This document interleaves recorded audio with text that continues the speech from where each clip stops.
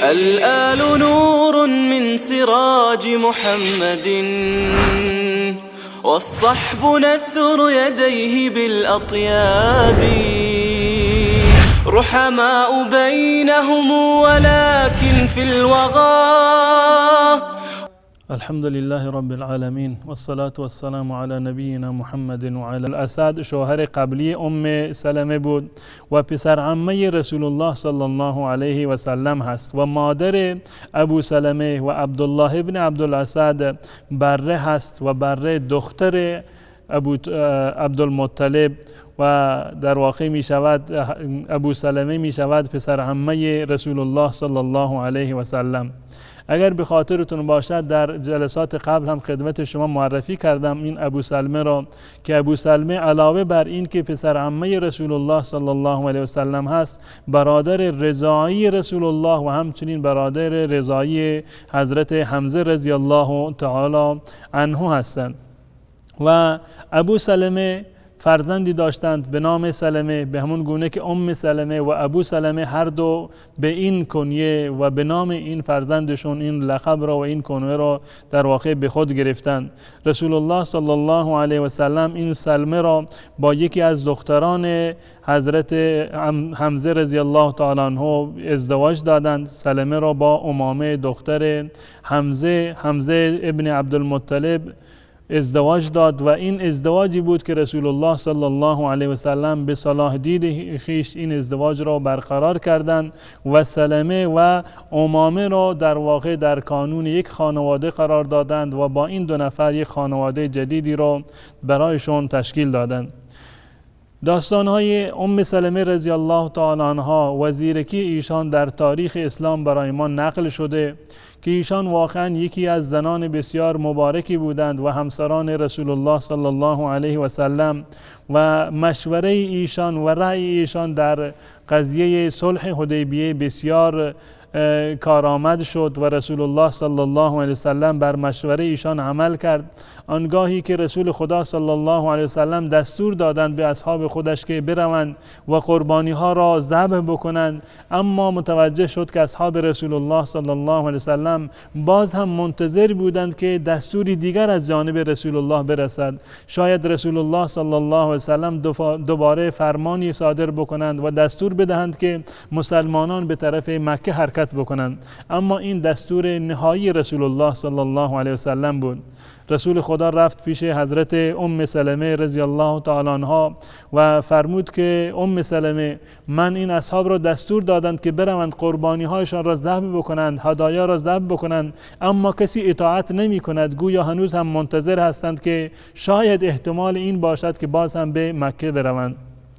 حضرت سلمه رضی الله تعالی عنها گفت که شما کاری نداشته باش، بروید بیرون و حلاق را صدا بزنید که بیاید و موهای سر شما را بتراشد. با این کار همه یقین می کنند که این دستور شما دستور نهایی هست و همه این کار را انجام می دهند. و رسول الله صلی الله علیه وسلم این گونه عمل کردند و نهایتا تمام اصحاب برخاستند و آنچه رسول خدا صلی الله علیه وسلم دستور داده بود همه عمل کردند. حضرت رسول الله صلی الله علیه وسلم در ماه شوال و سال 4 هجری با سلمه رضی الله تعالی عنها ازدواج کردند و حضرت سلمه رضی الله تعالی عنها مدتی را عمر کردند و مدت طولانی را و بنابر تعدد روایات ایشان یا در سال 58 یا 59 و بنابر روایت صحیح تر و بهتر و راجع ایشان در سال 61 هجری از دنیا رفتند و در مدینه منوره فوت کردند و در بقیع ایشان دفن شدند و اون کسی که نماز جنازه را بر حضرت سلمه رضی الله تعالی عنها اقامه کرد اون حضرت ابو هریره صحابی رسول الله صلی الله علیه و سلم بود. همون گونه که در مورد حضرت خدیجه و عایشه و حفصه هم من ذکر کردم، افرادی را که از اون طریق باجناق‌های رسول الله صلی الله علیه و سلم بودند خدمت شما معرفی کردم. برخی دیگر از باجناق‌های رسول الله را که از جانب ام سلمه باجناق رسول الله میشوند خدمت شما بیان میکنند. یکی از باجناق‌های رسول الله زمعه هست، زمعه ابن الاسود، که در واقع یکی از خواهران پدری ام سلمه رو ازدواج کرده بود به نام قریبه و این قریبه صغرا هست. و همچنین حضرت عمر ابن خطاب رضی الله تعالی عنه بعد از آن با قریبه ازدواج کردند، همین قریبه صغرا. و یکی دیگر از باجناق‌های رسول الله صلی الله علیه و سلم در این مورد باز هم حضرت طلحه رضی الله تعالی عنه هست. و قریبه صغرایی رو که عرض کردم بعد از حضرت عمر رضی الله تعالی عنه حضرت معاویه ابن ابو سفیان و بعد از حضرت معاویه عبدالرحمن ابن ابو بکر رضی الله تعالی عنه با قریبه ازدواج کردند. پس بنابراین از جانب ام سلمه هم رسول الله صلی الله علیه و سلم باجناق‌هایی رو داشتند، من جمله زمعه ابن الاسود و همچنین عمر ابن خطاب و حضرت معاویه و عبدالرحمن ابن ابی بکر و همچنین حضرت طلحه ابن عبیدالله رضی الله تعالی عنهم اجمعین. و جالب اینجا هست که بدانیم که حضرت طلحه رضی الله تعالی عنه در چندین مورد تقریبا از 3 جهت ایشان باجناق رسول الله صلی الله علیه و سلم بودند، زیرا که حضرت طلحه هم داماد ابوبکر صدیق بود و هم که خواهر حضرت عایشه را ازدواج کرده بود و هم خواهر ام سلمه را ازدواج کرده بود و هم خواهر زینب بنت جحش را که حمله بنت جحش بود هم ازدواج کرده بودند. در 3 مورد حضرت طلحه ابن عبیدالله رضی الله تعالی عنه باجناق رسول الله صلی الله علیه و سلم محسوب می شوند. یکی دیگر از همسران رسول الله صلی الله علیه و سلم حضرت ام حبیبه هست، رمله دختر ابو سفیان ابن حرب، که در واقع ابو سفیان اسمش بود صخر ابن حرب ابن امیه ابن عبدشمس ابن عبدمناف، که نسبشون در عبدمناف با رسول الله صلی الله علیه و سلم به هم میرسد. از میان تمامی ازواج مطهرات و امهات المؤمنین حضرت ام حبیبه رضی الله تعالی عنها از نظر نسب پدری با رسول الله صلی الله علیه و سلم از همه نزدیکتر هستند. هیچ یکی دیگر از همسران رسول الله صلی الله علیه و سلم قرابت نسبی را به اندازه ام حبیبه با رسول خدا صلی الله علیه و سلم نداشتند. ان شاء الله بعد از یک میان برنامه کوتاه باز خواهیم گشت و مطالبی را درباره حضرت ام حبیبه رضی الله تعالی عنها خدمت شما بیان خواهم کرد.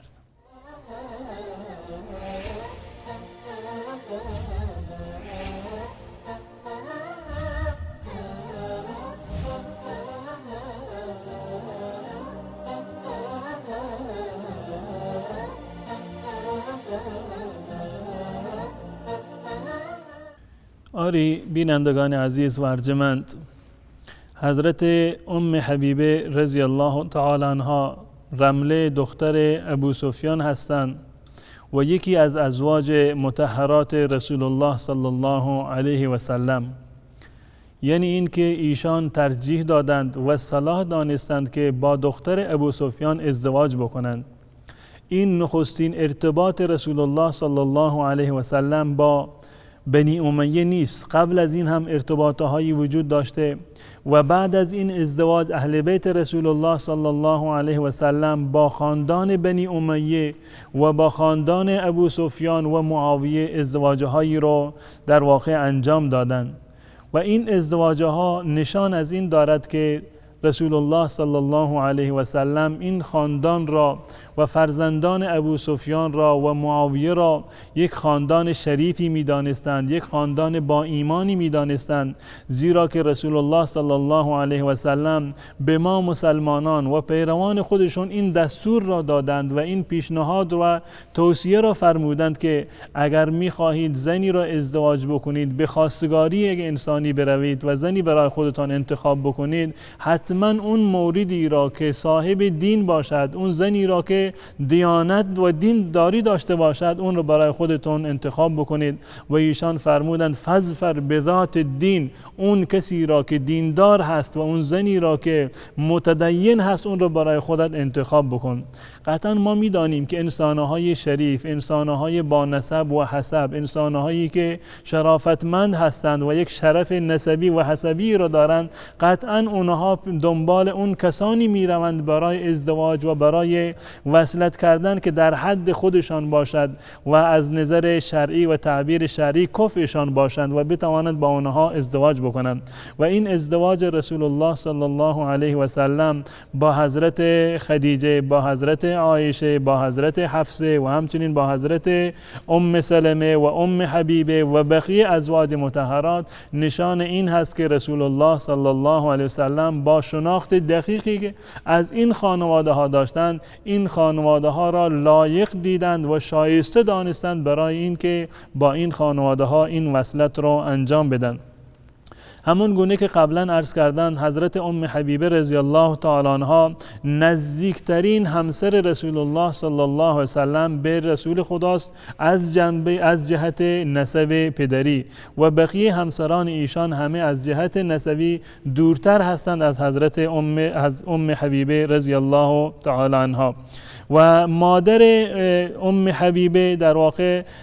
صفیه هست، صفیه دختر ابوالعاص بود و این صفیه عمه حضرت عثمان ابن عفان رضی الله تعالی عنه است. اگر خاطرتان باشد قبلا بیان کردم خدمت شما که مادر حضرت عثمان رضی الله تعالی عنه که اروا بود، اون هم برمیگردد، یعنی دختر عمه رسول الله صلی الله علیه و سلم بود. از این طرف هم که وقتی که برمیگردیم میبینیم که حضرت ام حبیبه رضی الله تعالی عنها مادرش صفیه هست و صفیه عمه حضرت عثمان رضی الله تعالی عنه است. از این جهت هم ما میبینیم که حضرت عثمان رضی الله تعالی عنه با اهل بیت رسول الله صلی الله علیه وسلم، با خانواده ایشان باز هم ارتباط بسیار نزدیکی را دارند.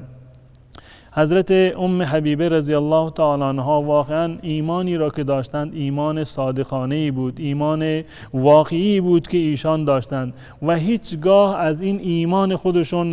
در واقع بر نگشتند. با این که ایشان مسلمان شده بود، هجرت کرده بود و به غربت رفته بود همراه با شوهرش که عبیدالله ابن جحش بود، که عبیدالله ابن جحش باز هم در واقع پسر عمه رسول الله صلی الله علیه و سلم هست و عبیدالله ابن جحش زمانی که به حبشه رفت و در اونجا از اسلام برگشت و نصرانی شد، اما ام حبیبه رضی الله تعالی عنها با این که شوهرش مرتد شده بود باز هم بر اسلام و ایمان باقی ماند و از اسلام برنگشت. و رسول الله صلی الله علیه و سلم در سال 7 هجری با حضرت ام حبیبه رضی الله تعالی عنها ازدواج کردند. اون زمانی بود که ام حبیبه هنوز در حبشه بودند، مهاجر بودند. در اونجا رسول الله صلی الله علیه و سلم پیغام خواستگاری فرستادند و این ازدواج صورت گرفت و نجاشی پادشاه مسلمان شده حبشه 400 دینار به عنوان مهریه حضرت ام حبیبه رضی الله تعالی عنها پرداخت کردند. حضرت ام حبیبه رضی الله تعالی عنها داستان جالبی را دارد که نشان از ولا و برای ایشان دارد بر اساس دین، بر اساس عقیده، بر اساس اسلام. در روایات تاریخی آمده که ابو سفیان که پدر ام حبیبه هست برای جریانی در زمان صلح رفته بود در مدینه منوره و پیش رسول الله صلی الله علیه و سلم و گفت که من برم در منزل دختر خودم سری بزنم و از طریق دخترم شاید بتوانم رسول خدا صلی الله علیه و سلم را قانع بکنم که مدت این صلح را و این معاهده را ادامه بدند و بیشتر بکنند. اما زمانی که ابو سفیان به خانه دخترش می رود، دخترش ام حبیبه رضی الله تعالی عنها همسر رسول الله صلی الله علیه و سلم، می‌بینیم که وقتی که وارد می شود ام حبیبه فوراً بلند می شود و اون حصیری را که انداخته بود در منزل رسول الله اون حصیر را بلند می کند. به محض این که ابو سفیان می خواهد بنشیند روی اون حصیر رسول الله صلی الله علیه وسلم را جمع می کند و تا می کند و گوشه‌ای می گذارد. ابو سفیان از دخترش می پرسد که دخترم چرا این حصیر را از زیر پای من برداشتی؟ آیا من فراتر از این هستم که بر روی این حصیر بشینم؟ برای من حصیری بهتر، فرشی و قالینی بهتر از این فرش خواهی کرد؟ یا این که من صلاحیت این حصیر را نداشتم؟ حضرت ام حبیبه رضی الله تعالی عنها گفت که تو مشرک هستی، تو مسلمان نشدی و نجس هستی و این لیاقت را نداری که بر جای رسول خدا صلی الله علیه وسلم بنشینی. بر این حصیر رسول خدا صلی الله علیه وسلم می نشینند و در اینجا استراحت می کنند. مناسب نیست که یک انسان کافر و بیدین و مشرک نجسی بر جایگاه رسول الله صلی الله علیه وسلم بنشیند. پس بنابراین ام حبیبه رضی الله تعالی عنها این ایمانی را که داشتند و این صداقت و خلوصی را که داشتند درباره ایمان، این انگیزه شد برای رسول الله صلی الله علیه وسلم که با ایشان ازدواج بکند و حقا که انتخاب رسول الله صلی الله علیه وسلم انتخاب بجایی بوده و رسول خدا صلی الله علیه وسلم در تمامی انتخابهایشون در واقع موفق بودند. از جانب ام حبیبه رضی الله تعالی عنها رسول خدا صلی الله علیه وسلم باجناقهای بسیار متعدد و زیادی را دارند که در تاریخ نقل شده و حدود 14 نفر هستند که با خانواده ابو سفیان وصلت کردند و با خواهران حضرت ام حبیبه رضی الله تعالی عنها که در واقع میشوند باجناقهای رسول الله صلی الله علیه وسلم، که من فقط به برخی از این موارد اشاره می کنم. من جمله عروة بن مسعود ثقفی، این شوهر میمونه بود، میمونه دختر ابو سفیان هست، ابو سفیان رضی الله تعالی عنه که بعدها مسلمان شد. و همچنین بعد از عروة بن مسعود ثقفی شخصی دیگر به نام مغیره بن شعبه باز هم با میمونه دختر ابو سفیان ازدواج کرد. پس بنابراین عروة بن مسعود ثقفی و همچنین مغیره بن شعبه میشوند باجناقهای رسول الله صلی الله علیه و سلم. و یکی دیگر از خویشاوندان رسول الله باز هم داماد ابو سفیان بود، حارث بن نوفل بن حارث بن مطلب که با هند دختر ابو سفیان ازدواج کرده بود که از خویشاوندان رسول الله صلی الله علیه و سلم هست. و همچنین صفوان ابن امیه ابن خلف که بسیار مشهور است در تاریخ، این هم داماد رسول الله و داماد ابو سفیان بود و دختر ایشان امیمه را ازدواج کرده بود. و اینها نمونه ای هست و تعداد بسیار زیادی ذکر شده. 14 نفر را ذکر کردند جزو کسانی که از جانب ام حبیبه در واقع میشنوند باجناقهای رسول الله صلی الله علیه و سلم. تا برنامه دیگر که در خدمت شما خواهم بود، تمامی شما را به الله متعال می سپارم. السلام علیکم و رحمت الله و برکاته. الآل نور من سراج محمد والصحب نثر يديه بالأطياب رحماء بينهم ولكن في الوغى أسد على الباغي كأسد الغاب خير القرون هم وليس كمثلهم عظماء بعد الرسل في الأحقاب رحماء بينهم ولكن في الوغى